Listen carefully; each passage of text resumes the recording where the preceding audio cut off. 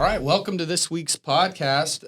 This week, I'm excited to introduce a new coach that we're going to be bringing on board full-time. If you guys are watching this, you've probably seen him at the gym. He came and did the open with us. He's been coming and training for a few months with us, driving up from Cincinnati. This is Jack Howard. I met Jack with Dan and Arlie about a year and a half ago when we were taking the conjugate weightlifting seminar. And Jack was an assistant coach in that seminar, and then he also participated in it with us. And it was really cool. He was, a year and a half in a young life like his is kind of a long time ago, probably in where he's been going in his career. And it seems like yesterday for me, because he looks totally different now, and his personality's even changed. He's got a lot of he's just more confident. He's strong. And he was then. I remember when we were in the seminar, we're doing deadlifts. The first thing we're doing was sumo deadlifts. And I remember I was feeling pretty confident in my deadlift. I had just hit a 500-pound PR maybe a month or two before that. And Shane, who was leading the seminar, was teaching us how to sumo deadlift and really wedge your body underneath it. And I remember Dan, Arlie, and I were all, the first thing, like right off the bat, caught our eye. He looked like him and Leanne, who was the other assistant. They looked like they had like a hydraulic press. Like it looked almost like inhuman how fast they were through the middle. And I'm still kind of chasing that, and I'm going to have Jack probably work on that with me because my hips don't do that. But that was the first thing that caught our eye, and we've been in touch ever since, and it's kind of led to this moment. And I think today what we're just going to do is, just so you guys, you're going to be having him in class. He's going to be coaching 430s pretty steadily through the week, 630 level 2s, and then you'll see him in power hour as well on the weekends, and then doing elements, personal training, popping up all over the schedule. We're just going to kind of get to know him. And part of this for me, like we're starting to get to, he's staying with us right now while he's in town, getting a place ready. But really just, it's for us too, just to get to know Jack. And I think maybe Jack, you could kick it off, just like kind of give us like a Cliff's Notes version of maybe who you are and your like sporting background and how you got into CrossFit. And then we'll kind of plug away with questions from there. Yeah. Okay. So I've been doing CrossFit for about 10 years. My mom got me started in it. So obviously shout out mom. Love the moms.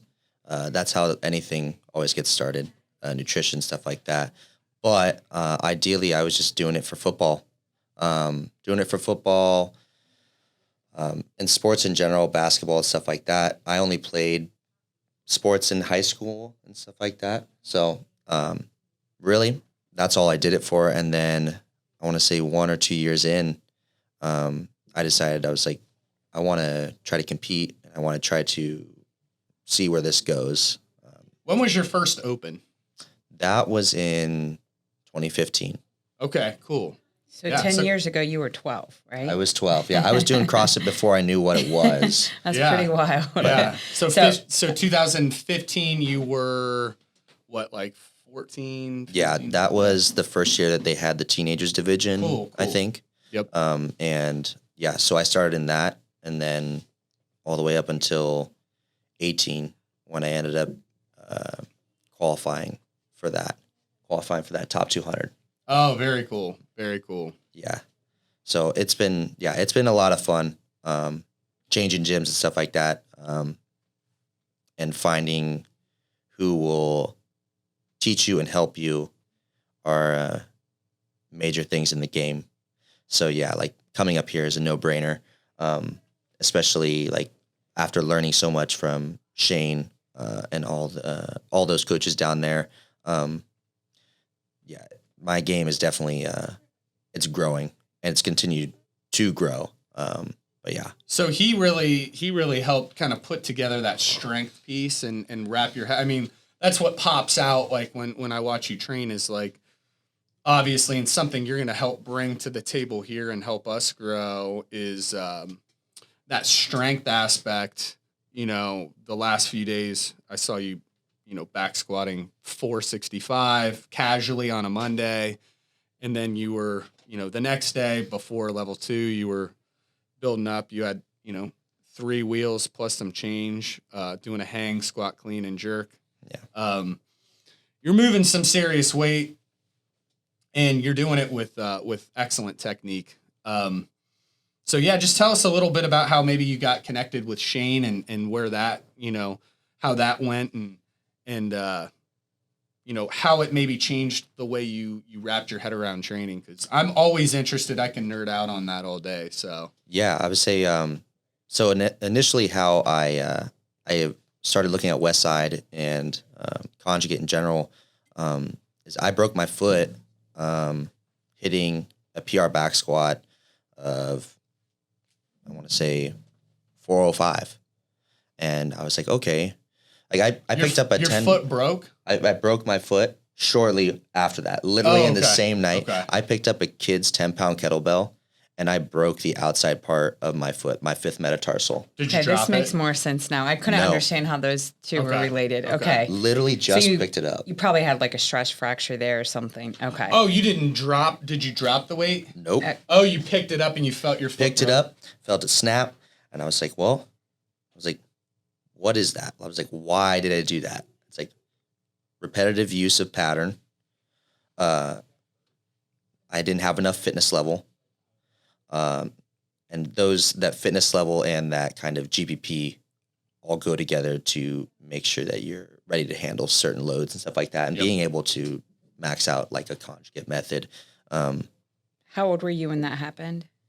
I was 19. Okay. Yeah. And you said you got into like nutrition stuff with your mom too. She introduced you to that. Okay. Yeah. What's your mom's background? So my mom, she has, I want to say 12 to 13 years of coaching CrossFit. She started at the first CrossFit gym in Northern Kentucky and then moved out from there. But mainly she has been like, basically helping us and, just kind of facilitating our sports backgrounds and such, and just being an awesome mom. And then, she got her PN level 1, and then really started to try to help me fine tune stuff, especially as I kind of qualified in that 2018 year. And I was like, I have to keep going. I have to keep doing this kind of stuff. But yeah, cool. That's really neat. Yeah. Really cool. So has she always been interested in like health and fitness your whole childhood? Okay. Yeah. Her and my dad have always been into health and fitness. They've always made us work out. I always hated doing any workout that she would put us through. It was awful. And then I was like, okay, I'm getting stronger. I'm doing better. I'll just continue going with this. Okay. Yeah. Cool. So did sports get you more into that? Being competitive? Oh, yeah. Okay. Yeah, especially I remember one comment from our football coaches. He made a comment to my dad. He's like, your boys have some of the best technique for weightlifting that I've seen. And I was like, I have to keep doing it. I was like, I can't let any of these guys down. I was like, I got to be really strong. It's like, just got to keep moving. Got to be the strongest on the team. Yeah. But yeah. Cool.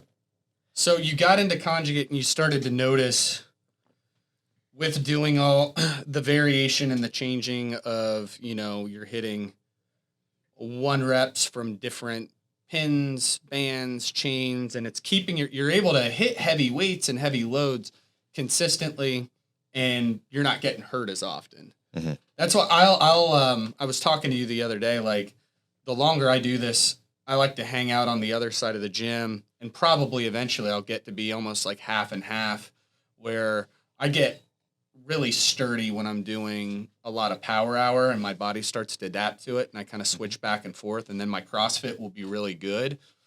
And then when I feel like things are kind of like shaken apart, I'll kind of move back over there, and I'll go back and forth. And I haven't quite figured out how to completely marry the two, and I think it's always like, you know, you're always trying to find that balance, but I've really I've really gotten a lot out of training that way. My brain really wraps around CrossFit style training a little easier than it does I like training conjugate like a student, like an athlete, and then I'm more of a teacher on the CrossFit side. Yeah. I don't know. That's just how I kind of see it. But So could you explain exactly what conjugate method is, Jack? So conjugate method is constantly varied movements performed at high intensity across mobile and different time domains. So it is CrossFit. It's CrossFit in the sense that Shane will have me do a 2K row, and then put in 5 minutes of rest, another 2K row. It could be upwards of a 1.5 mile run with a sledgehammer into a 1,000-meter sprint. It could be 4 sets of 20 sumo deadlift from the rack with max band tension, trying to generate as much power as possible and trying to create certain patterns that even if they're breaking down, you are going to be in the most optimal position through any plane, being able to move in any direction. So it's really like bulletproofing your body, and there's probably a lot of neurological training to that as well. Yes, you're training your CNS in every single Yeah. thing that you do to be able to handle heavy loads throughout any competition. Yeah. I like the band stuff for that reason, because it's like you really have to be awake and alert, and it keeps your body kind of ready for anything. Exactly. Yeah, because I mean, you get one band, you can put a band on anything. You can do all kinds of stuff with the bands. It's not just squats. It's not just deadlifts. You can do your accessory work with bands. You can do tricep stuff with bands. Anything that is going to help you, you can do it with bands. Okay. So how would that differ from just like your normal like powerlifting or normal so for everybody out there that's like, yeah, I just like to go lift, or like bodybuilding type lifting, what would you say is like the biggest variable? Yeah. So the biggest variable for that is the intent with that training. We're not going to do anything that is going to be detrimental to the body. That's going to put any kind of stressor that is undue.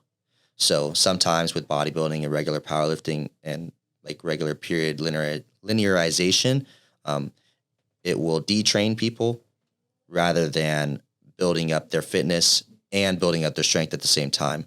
So ideally, we're trying to make you as strong as possible and as fit as possible, all within the same time period. Gotcha. And so, I mean, I can speak to that, especially with the bodybuilding. I mean, people might look strong, but they're weak as hell on stage. Yeah, and they can't you're do talking much about at all. joints too. Yeah. You want to have non-shearing joints. You want to be able to have that cartilage. You want to be able to prolong your career. It might not be as effective in the short term, but it's not a short-term game anymore. It's a long-term game. Yeah. Yeah, I remember Shane talking about not trying to give up capacity, exchanging capacity one for another. And you're talking about volume here. You're talking about impact type movements, like a lot of running, like that sort of thing. Yeah, at the end of the day, you want to be as healthy as possible.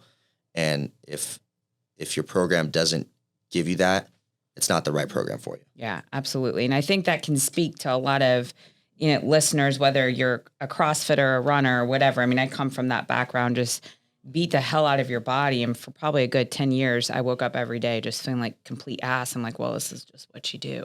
Yeah. Because I went straight from bodybuilding to like endurance type stuff. Nothing like super extreme, just like half marathons, but you're training for like hours every day with a lot of impact. So that's really cool. That's really, really neat. So you're really into competing now. Yeah, competing. I'll be working full time up here, training full time, doing everything full time.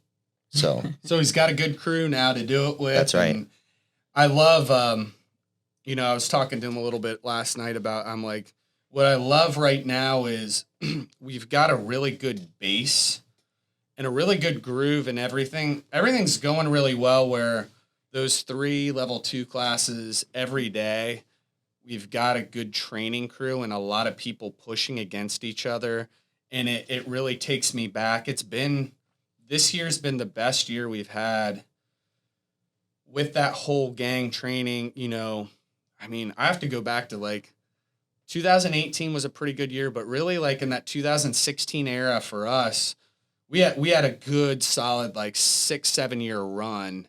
And then what started to happen, and for better or worse, what started to happen and what started to change with how gyms implemented like training for competitive athletes is a lot of people were doing a lot of individual design, working out on their own. And then most of the gyms right around that era, especially when they sort of started to take some funding away from the games and things like that, they went to being like general population focused.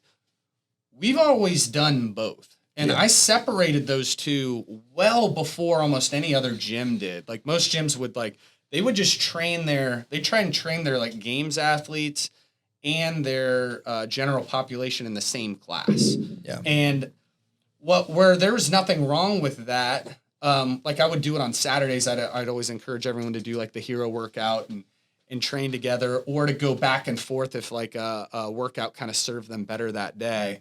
There's definitely a specific demand and a specific intent, and you want to get people with that specific intent together to train. So back in 2012, we made that level 2 program, where somewhere along the way, like when that happened, we started to get people coming in, typically from other facilities and other gyms who, like, if you were a competitive athlete, you worked out in the corner by yourself with an app for 3 hours a day. But what I would notice too is people would just walk through the training. A lot of people, I wouldn't even say they were really, this might piss some people off. They weren't competitors. They weren't scratching the surface of qualifying for anything. They just kind of fancied themselves that, and they would work out for 3.5 hours a day, and they'd walk through a training app in the corner. And then it got to be where, I'd come into my gym and there'd be like 6-7 people doing that with headphones and blinders on, like walking, lunging through classes and stuff. And it did not feel right. It didn't feel like that was the way I wanted to go. And I reined that whole thing in. It didn't go on for too long, maybe 6 months to a year. I reined it in. We got everyone training again in that level 2 class together, got that group really strong. And then this year it's really showing. I think it's just like everyone did phenomenally in the open. Like we just had, I think close to like 30 quarterfinalists in there. And we really could have had probably like 40, honestly. We had a bunch of people on the bubble, some people who would have done it had they just done the workouts. Yeah. And then not just that, but like in the quarterfinals, people just doing really well. Whereas like those people would have qualified, like I was saying, when they had a bigger funnel for the regionals, we would have had a bunch of individual regional qualifiers had that been, 8-10 years ago. And I don't want to jinx it, as we're talking right now, the team's doing very well in the quarterfinal. And again, what I love about it is it's a homegrown team. It's one that's all training together. It's not a recruited team. We're not bringing people in just to train to qualify for it, and they're not really training at the gym. Yeah. With the rules now, it's really tricky to just home grow a team. Yeah, they're a part of the community. Yes, they're a complete part of the community. People have like came here from the ground up, and that's the way we're gonna always rock it out. Well, everybody kind of has the same sort of values, and you guys have the same sort of goals, where you're like a team where if you're bringing people in, that person's kind of got a lot of like their own values, or where, what gym they came from, and probably more of like just less of a common goal. And those teams can do really well. And they're the ones who are typically you're seeing out there now. Yeah. I love like growing it from, the ground up.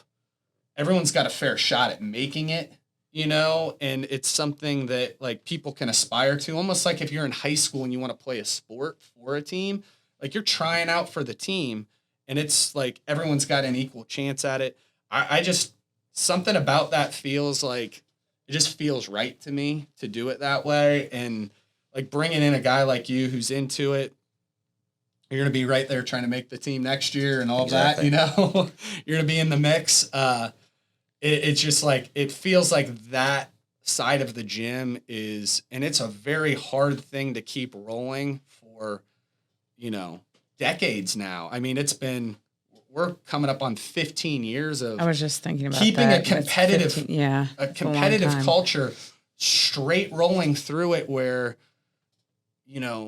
unless you were one of those top few gyms or that's all your whole gym is about, which for us, it's a small piece of it. It's less than 10% of our gym. Yeah. But we've kept that culture healthy and thriving for 15 straight years, without deviating from our core values to try and, keep up with the curve. Like I'm not sending an email to so-and-so who qualified as an individual to like recruit them to the gym or pay them to be here or anything like that. It's just like, we're growing it organically and we're going to go out there and we're going to kick ass and just keep developing people from that. We'll have good years. We'll have bad years. But it's just like a high school. It's like who you get. Yeah. It's who you get. Man, the freshman class is really good this year. We're going to be good when they're seniors. I feel like that kind of like that's how our gym is. And, I think we'll see games teams again when we get a good crop of people. And I love that aspect of the gym. And what I'm really, me and Kate, because we've kind of aged out of that in a lot of ways. And kind of we're managing the gym. I love passing that torch to guys like you, to Drake, to Brad, to all of you guys to like, I'm just basically taking that baton and passing it to you. And you guys are going to take it to a level that like, and already I'm watching you guys do stuff that's like over my head. And like, I conceptually, it's not even clicking anymore, but it's cool to watch it now. So I'm just like, you guys freaking go with that and I'll support it. I'll lend like my maybe high level advice. Yeah. But like, from that micro level, like it's getting away from like you guys, the stuff they want you to do now is like, it just keeps compounding. The sport's changing. Yeah. Yeah. It's awesome. I mean, I think it's really cool and that's what it has to do. Yeah. You can't throw people off by giving them double unders or muscle ups now. It's going to keep evolving. So do you have any, well, I'm sure you do, but do you care to share your personal and professional goals? Personal and professional goals. Yes. So, as far as CrossFit, and what I want to do, I would like to make it to the games. On a team, individually? Doesn't matter. However it works. However it works. Okay. And then I want to win it. So Okay. I'm comfortable with saying However that. it works on a team or individual. Okay. However it goes. That's Okay. all I want. And then I want to win it again. I want to win it a few more times. I want to win it as many times as they'll let me win. Okay. What drives you with that? Just personal discipline. I want it. I want it that I bad. like it. Yeah. Cool. I'll do anything within the rules to win. And it doesn't matter. Okay. Okay. Even if it means you being a 50-year-old masters and waiting and then Doesn't starting matter. to win. 60 plus, I'm there. I'm there. We're all meeting at the end He's anyway. held on to it. That's right. Yeah. Every Kids, year I told you. I told you I'm going. He started winning it in his 36th season. That's right. Well, I'll tell He you what. started as a teen. Brandon pulled this up. He's on this master boxing group, and he pulled this up. He's like, this guy's 75 and he's looking for a fight. 73. Or 73. Okay. I love yeah. that. He's And I got was like, I 31. could totally see. He's got 31 fights, 31 amateur fights. He's 73, and they have a tournament and they're just like looking to pair a boxer. Like I was like, wait, that's because I feel like I just I'm still trying to like compete a little bit in boxing, getting back into that, and they just started. I think 10 years ago when I was first boxing, they didn't even have the category. Once you were over 34, you were eliminated from amateur boxing. You had to turn pro. Oh, okay. Or you could maybe do some probably Billy Bob, like tough man type stuff. Yeah. But like, then USA Boxing created like a masters category, and it's funny because that's what I had planned on competing in, and then I just fought open division stuff in the fall, fought a 28-year-old. So Yeah. I didn't. But this next one, I want to do a tournament, and it's masters. So it'll be I have to do it once you're over 40. When you're 41, you have to go. You have to fight the old guys. This is like this is the Kumite, right? Yes. Yeah, to the death. They won't let you do it. But it was just funny because there was like there's a 73-year-old dude doing this next tournament. I got no excuses. Yeah. He's got 31 fights. Now they're going to match him with someone ideally who's probably like 67 to 75. You know, they're going to try and get you in there with a guy who's plodding along at the same sort of pace as you. They're not going to throw him in there with a 36-year-old dude. You know? But it's just cool. I'm like, this dude's, he fights often. He's got 31 of these. That's pretty awesome. I know. Yeah. I thought it was cool. An old man looking for a fight. I thought it was cool. Yeah. Well, I love the ambition, man. I love that you don't. I kind of made a post with that. Like, if you don't have the belief in something, that belief is what means everything. If you're just like, I will never do that. And, you know, my goal when I got into CrossFit competing was to make the games one way or another. I did not believe I could win. It was to make the games one way or another. And I was able to check that box. Now, it was much easier at the time. The funnel was bigger. They took more teams, everything. They had more people on teams. But at that time, it was a realistic goal, and I was able to check that box and get in there. Really, in large part to our females being really freaking good that year. Yeah. And I was kind of a role player. But, you know, maybe if I had more belief in myself, I could have gone farther. And it's really cool. Like, you know, where you set the bar is where you're going to go. It's like, if you believe you can, you can. If you believe you can't, you can't. So I think that's awesome. And we'll try and support you and do whatever we can to help you get there. We've got the physical therapist, the food people here. So, you know, we want to grow a community that, you know, whatever your goal is, we can try and meet you where you're at and help you get there.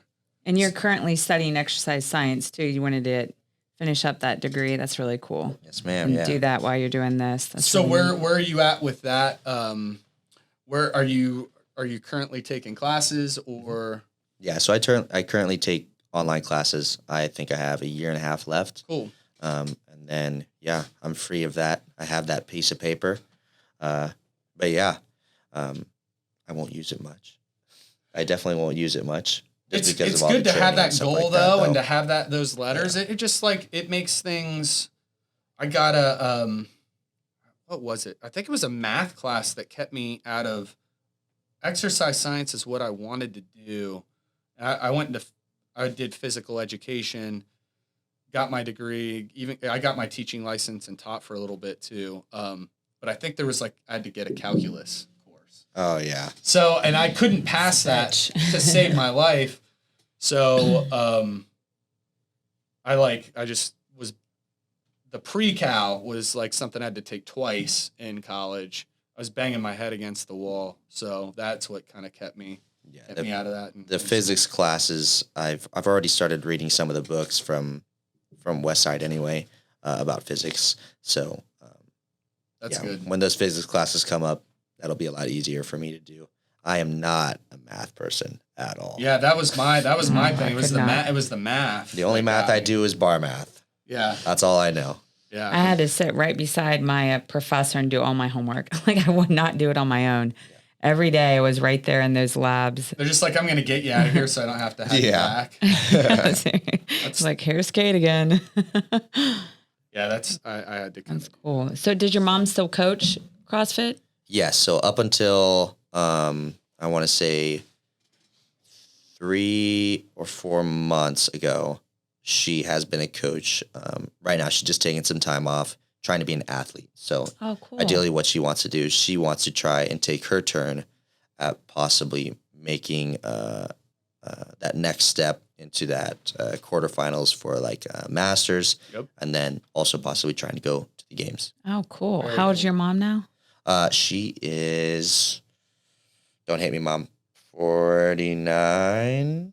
I think she's 49. Okay, Yeah. cool. Really neat. Really My neat. mom just made quarterfinals for the first time this year. That's awesome. Yeah. She's been doing it for maybe 11 years. And your mom's Open. 65, is that right? Did she just turn 65? Yeah, she just hit that division, and when they had the top 200, she was always on the edge. She was like in the 220 range. Yeah. So she didn't crack in there, and then this year she hit that 100-pound thruster. That was really good. She hit 102 Yeah. 102 pound Oh, that's right, thruster 102. That's yeah. awesome. for 65. So that was a legit. That's pretty dang good. Yeah, that was a legit. She didn't even realize how good it was. I don't think. I think he got her like 30th in the world for that age group. That's awesome. Yeah. So she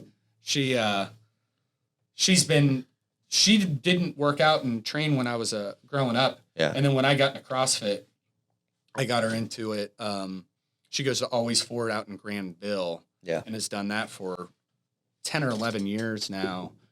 And she can climb ropes and do double unders and all that stuff. And she's 65. It's really cool. And like we were in Puerto Rico and she was working out with us on vacation, and she goes 4 or 5 days a week, like without fail. It's awesome. So That is awesome. it's cool to like have parents who do it too. Yeah. You weren't just like, why are you doing all that Yeah. stuff? What are you doing? You're crazy. Yeah. Why don't you get a real job? Yeah, exactly. Yes. You need to get a real job. Yeah. Quit all this training. Yep. Start thinking about your future and start selling insurance. Exactly.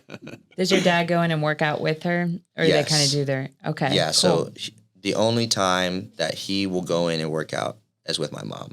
Okay. So it's very cool. Yeah. They actually just sent me some video of what they were doing today. I think he got up into his first handstand up on the wall today.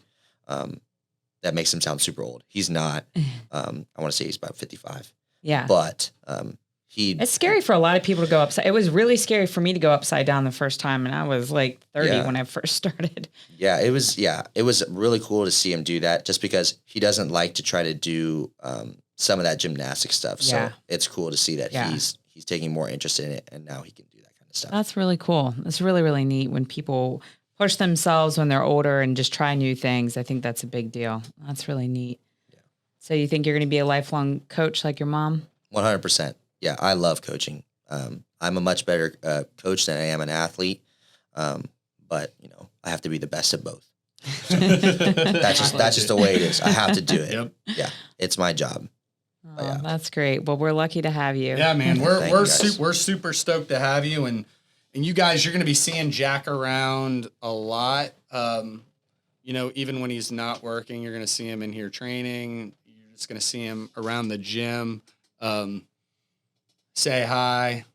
He'll probably introduce himself, but introduce yourself if you've seen this podcast. And we're just super stoked to have him. And, we don't even know how to fully utilize him yet. I'll probably be doing some personal training with him myself to learn, because that's how I met him. I was learning from him and his coach Shane at the time. And what's really cool is he's super open to learn stuff, and he's also eager to teach and not afraid to teach everyone and anyone.